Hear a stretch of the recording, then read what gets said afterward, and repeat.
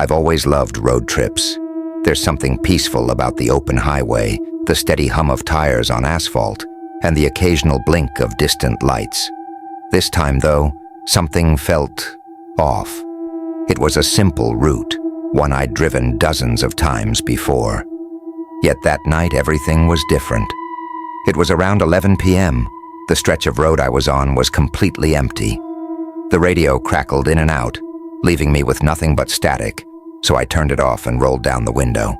The cool night air felt good against my skin. Trees lined both sides of the road, thick and tall, creating a tunnel of shadows that the headlights barely pierced. After what felt like an hour, I noticed something odd. There hadn't been any road signs. No exits, no mile markers, just miles of empty road. I shrugged it off. Maybe I just wasn't paying attention. Still, the lack of landmarks gnawed at me. I checked the GPS. Blank. No signal. I figured I'd just drive until I found an exit. It was a familiar route, after all. What could go wrong? Another hour passed. The road stretched on, unchanged. The same trees, the same dark sky. My fuel gauge was edging toward empty, and a sinking feeling began to settle in my chest. I should have reached the next town by now. I slowed down, squinting into the dark, when suddenly, thunk, my tires hit something. I slammed the brakes. The car skidded, swerving slightly before coming to a stop. My heart pounded. I sat for a moment, catching my breath, then stepped out to check. The road was empty. No debris, no animal, nothing. Just the silent, stretching highway behind me and in front of me. That's when I noticed it.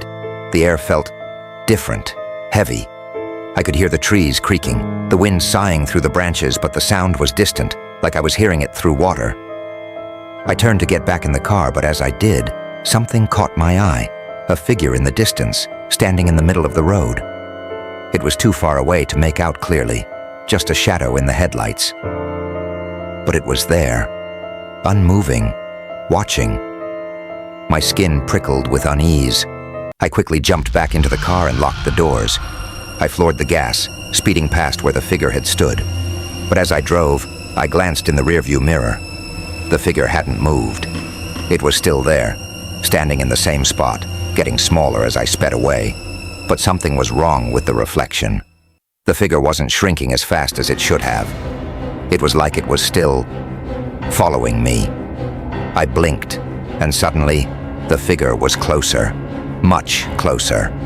Panic set in. I slammed the pedal harder, the car's engine roaring, but no matter how fast I went, the figure stayed the same distance behind me, hovering in my mirror like it was tied to the car. Then my headlights flickered. Once. Twice. And with a final sputter, they cut out completely, plunging me into total darkness. I screamed and jerked the wheel. The car careened, and I fought to regain control, heart pounding in my throat. I flicked the headlights back on, praying they would work. The road in front of me was different now, warped. The pavement was cracked and broken, like it hadn't been driven on in years. And the trees, they were wrong, twisted and gnarled, with blackened bark and branches that looked like clawed hands reaching out for the car.